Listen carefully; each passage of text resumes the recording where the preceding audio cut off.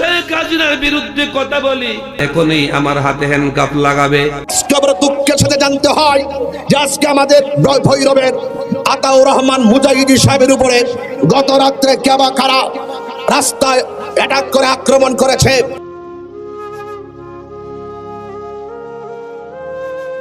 জাগো জাগো বাংলার মুসলমান। অবশ্যই হুজুর, আমরা মুসলমানদেরকে জাগতে হবে। শুধু বাংলার মুসলমান নয়, সারা বিশ্বের মুসলমানকে জাগতে হবে। কারণ আমাদের মুসলমানের উপরে যেভাবে অত্যাচার নির্যাতন হচ্ছে আমাদের আলেমুল আমাদের উপর, আমরা না জাগলে হবে না। ময়দানেতে প্রমাণ হবে, ময়দানেতে প্রমাণ হবে তোমার আছে নি ঈমান। ইনশাআল্লাহ আল্লাহর পক্ষে, আমার রাসূলের পক্ষে, কোরআনের পক্ষে কথা বলে যদি জিহাদ করতে হয়, জিহাদের ময়দানে গিয়ে যদি নিজের বুকের তাজা রক্ত দিতে হয়, মহান আল্লাহ তাআলার জন্য, রাসূলের জন্য, আমাদের কোরআনের জন্য আমরা জীবন দিতে রাজি। ইয়া নবী আমরা হব তোমার সেনা, ভয় করি না বুলেট বোমা। হে আমরা রাসূল সেনা, আমরা সবাই রাসূল সেনা, ভয় করি না বুলেট বোমা।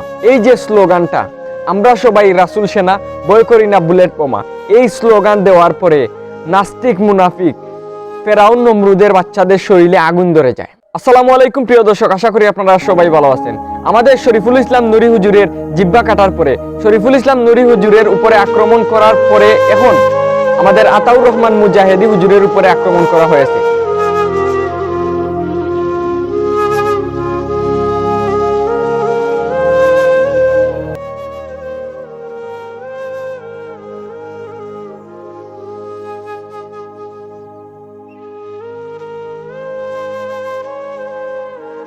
আপনারা সবাই জানেন গত কয়েকদিন আগে শরীফুল ইসলাম নুরি হুজুরের উপরে কিভাবে আক্রমণ করা হয়েছিল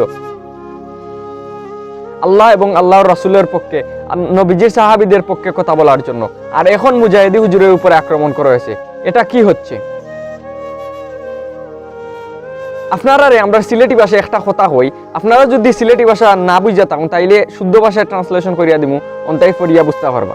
তো কত হয়েছে গিয়া, মনে করুকা আপনার একটা বড়ইর গাছ আছে, ওখান বড়ইর গাছও যে লাল লাল ফাঁকনা ফাঁকনা বড়ই আইছে, ওখান অত বড় বড় বাচ্চা একটা মিললে প্রত্যেক দিন আইয়া বড়ইর গাছও উঠিয়া বা ইটাইয়া বড়ই ফাইরিয়া লইয়া যায়নি। তো আপনার গাছও বড়ই আইছে, আপনার ইচ্ছা দে বড়ই আইছে, আমি বড়ই কিন্তু খাইমু বড়ইব, কিন্তু বাচ্চাই কিন্তু কিতা করেন ছোট ছোট ইটা ইয়া গাছটনে ফাইরিয়া লইয়া যায় নাকি? তো কিতা করেন আপনি এই গেলাই নিমতনে হইয়া কুদা মারলে এটা দৌড়িয়া যায় নাকি? বাদর দিন কিন্তু ঠিকও আবার আইয়া বড়ই গাছও উঠে বড়ই ফারে বা চুরি হইয়া বড়ই লইয়া যায়। আবার কুদা যদি দিন তাইলে যাইব গিয়ে দৌড়িয়া আবার আইব। তো কত হয়েছে গিয়ে একদিন যদি ফেতফেতাল সিংলা হইয়া যদি খোখটা বাড়াই দিলেন আর জাগা মতো দাগ পড়ি যায়, তাইলে বাদর দিন আইতো হইলে চিন্তা করবো আমি যে গেছিলাম বড়ই চুরি করাত বেটার গাছর, ই বেটায় যে আমার মারছে এখনো দাগ রয়েছে বেদনা করে, ও বেদনা চিন্তা করে আইতো নাই। ঠিক এমনই আমরা বাংলাদেশের যে প্রশাসন কিতা করতো, প্রশাসনের তো দায়িত্ব আসামির দইরা নেওয়া, বিচার তো করবো বিচার বিভাগ। তো ওখান কত হয়েছে গিয়া শরীফুল ইসলাম নুরি হুজুরের জিব্বা কাটা আসামিরা ধরা পড়ছে, এখনো ফাঁসি হয়েছে কিনা আমি জানি না, আপনারাও যদি জানি না তখন কমেন্টে জানাইবা। একটা অপরাধের পরে আর একটা অপরাধ, একটা জিনিস একটা ইস্যু ইডা নিয়ে মাতামাতি করতে করতে করতে আর একটা ইস্যু আইয়, ই কোন অবস্থা?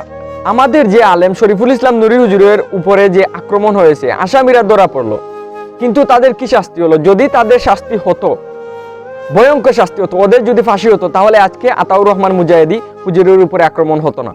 ধন্যবাদ প্রিয় দর্শক সম্পূর্ণ ভিডিওটি দেখার জন্য। এই বিষয়ে আপনাদের গুরুত্বপূর্ণ মতামত কমেন্টে জানাবেন। আর এইরকম আমাদের আলেম ওলামাদের উপরে যে হামলা করে আসামিদের ধরে আইনের আওতায় এনে ফাঁসি দেওয়া উচিত। শরীফুল ইসলাম নুরি হুজুরের আসামিদের ফাঁসি দেওয়া উচিত অবশ্যই। যদি ওদের ফাঁসি হয়ে যেত তাহলে আজকে আবার মুজাহিদি হুজুরের উপরে আক্রমণ হতো না। মহান আল্লাহ তাআলা যেন আমাদেরকে সঠিক বুঝদান করেন এবং আমাদের আলেম উলামা মুসলমান জাতিকে যেন হেফাজতে রাখেন এইসব মুনাফিকদের হাত থেকে। দেখা হবে নতুন একটি ভিডিওতে। আসসালামু আলাইকুম।